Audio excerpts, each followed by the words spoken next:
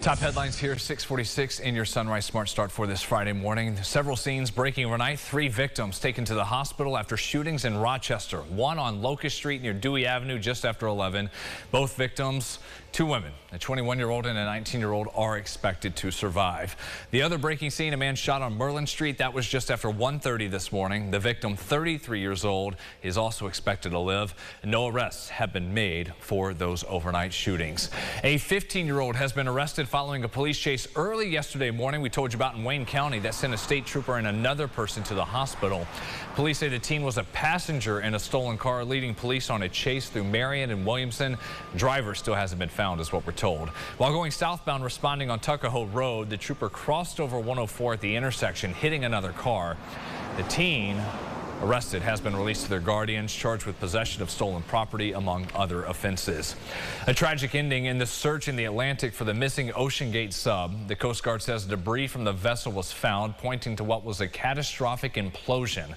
A remote-operated vehicle found the damage on the seafloor just 1,600 feet from the wreckage of the Titanic where they were going. A naval official says the Navy detected a noise consistent with an implosion Sunday. That was after the Titan lost Titanic, the sub. All 5 on board presumed dead. Company officials released a statement saying their hearts are with the victims and their families, while industry experts are pointing to former criticism of the sub.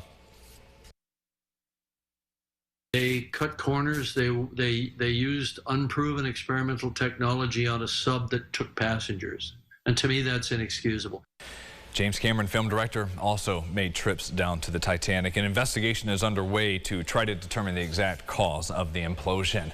RG&E and NYSEG are facing millions in penalties from the state due to poor customer service and reliability. This is something we have been covering for quite some time to get answers. The state agency overseeing utilities in New York is taking action, penalizing those two nearly $15 million for failing to meet certain metrics. To all the frustrated customers who have reached out to News 8 for months complaining about bad bills and trying to get them fixed, this is some relief. PSC commissioners say they hope the penalties will encourage RG&E plus other utilities to do better. It's unacceptable not to have the level of staffing needed to meet these requirements, and hopefully when we see our 6-month report, we'll see more head count at these utilities that will get the work done. A total of 6 utilities statewide were penalized nearly $30 million in total for failing to meet these metrics, the demands. In response, RG&E says NYSEG and RG&E continue to make improvements and investments. In fact, the companies, they say, have already made significant changes to customer service, drastically cutting down on wait times for customers above what's required and also improving the accuracy of those bills. Some new developments surrounding cannabis here in New York State as the rollout continues, namely making sure people are not selling it illegally. Going back to early June, Governor Kathy Hochul says the state has seized 1,000 pounds of product and nearly $11 million in retail value. 31 stores have been busted in New York City, Ithaca, and Binghamton. Enforcement is now possible because of new legislation. That was part of the new state budget passed this year, empowering the Office of Cannabis Management and the Department of Tax and Finance to take steps against unlicensed dispensaries. These businesses can face fines of 10 to 20 grand a day. Repeat offenders could have their stores padlocked and face other penalties too. A grieving pet owner from Rochester tells News 8 her beloved Yorkie was killed after 3 bigger dogs attacked her pet this week.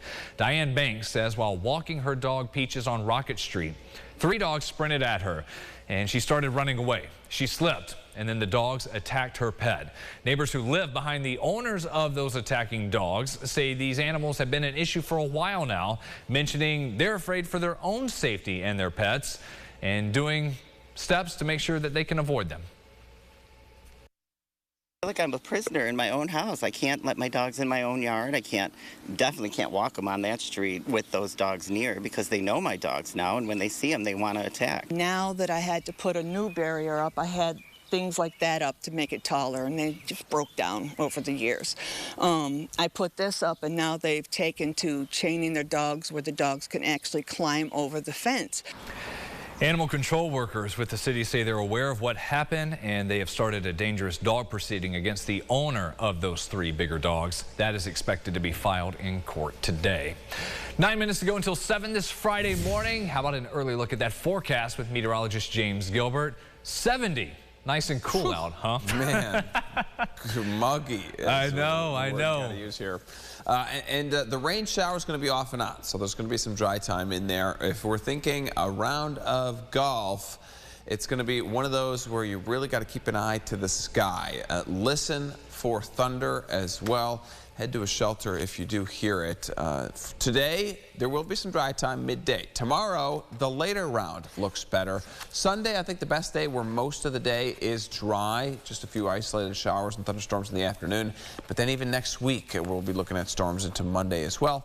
We'll take a look at the 8-day forecast coming up at the end of the show. Brennan. All right, James, that's Greystone there. Looking nice. Was out there the other week. Sunrise traffic at 6:51.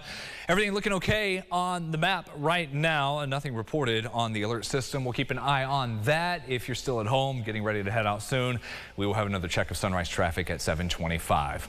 Lollipop Farm is celebrating a massive expansion. Organizers say this $20 million project will increase community support and quality of life for animals in the shelter. They hope to expand the pasture space and create a dedicated farmyard area, plus add on a support center to help families at risk of losing their pets. That will provide education and support so people can keep their beloved animals at home. We counsel thousands of pet owners every month, and our mission is to keep animals out of Lollipop Farm, but some animals desperately need to come here, and having better clinic facilities and improved dog holding facilities will really make their stays more comfortable. They hope to break ground in the fall with a finish date sometime in late 2025 or early 2026. That's a big goal there. They got a lot of work to do. Here's your chance to see the new expansion of the Strong Museum of Play before anyone else. Okay, it's Saturday, July 1st. The Strong has a members-only preview taking place from 9 to 10 in the morning. You'll be able to go through the entire museum before the general public. Everyone who's not a member, you just wait that hour. You get in at 10 o'clock. The Strong is closed until July 1st in preparation of the grand opening. They've been working on a 90,000 square foot expansion for the new home of the World Video Game Hall of Fame. They also have life-size games, an augmented reality experience, and more. The June 30th ribbon cutting ceremony will be held that afternoon at 1.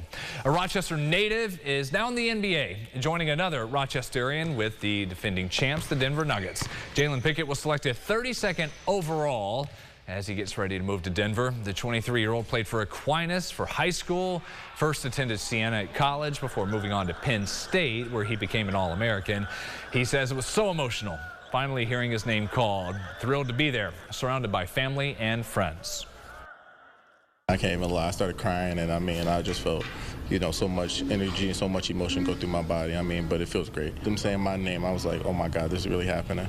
So, to be on a team and hear somebody take a chance on me like that, it's incredible. It really takes a village to raise a child, and that's what my mom always told me so young. So to see everybody coming back from when I was age 5, when I first started playing basketball, to now being 23, to see every coach, a lot of my teammates, a lot of my, former teammates in every sport, football and basketball, it just seems crazy. I can't even talk right now.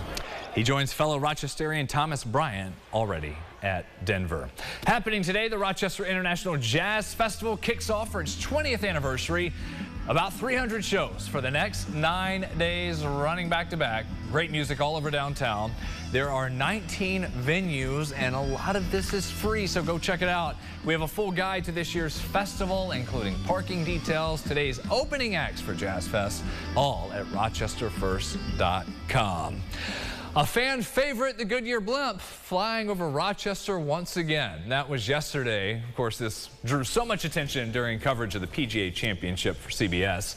In a tweet Wednesday afternoon, the blimp account said they had such a good time during the PGA when everyone was here at Oak Hill. So when they were charting a trip to Hartford to cover the Travelers Championship, the golf happening this weekend, they decided to swing back by Rochester. And wouldn't you know, kind of the last final touch on the story of the PGA Championship at Oak Hill. It's a Goodyear blimp. There it is. Leaving Rochester one more time. Yeah. You could see it from everywhere. It was my daughter Brooklyn. We were in Webster. She was like, "Dad, balloon." There it is. Big one. Yeah. Yeah, right. So you could, even if Livingston County, practically, we were getting some people reaching out I know. to us. Could see it everywhere. Pictures photos. everywhere. Right. No bus stop forecast. How about that? Womp womp. Sad for me. For you. Not for you kids. Can't do it. No, the kids are like, easy, James. Yeah. Save it for Labor Day. Yeah, exactly. I think the library is going to start to get packed out. Yep. Those splash parks getting going again. You'll love to see those community pools as well. 8-day forecast here on your screen. Don't be intimidated by the rain. Just know that it will be around. There's going to be plenty of dry time to take advantage. Get out there, enjoy the Jazz Fest today. First weekend of summer, and we will feel it.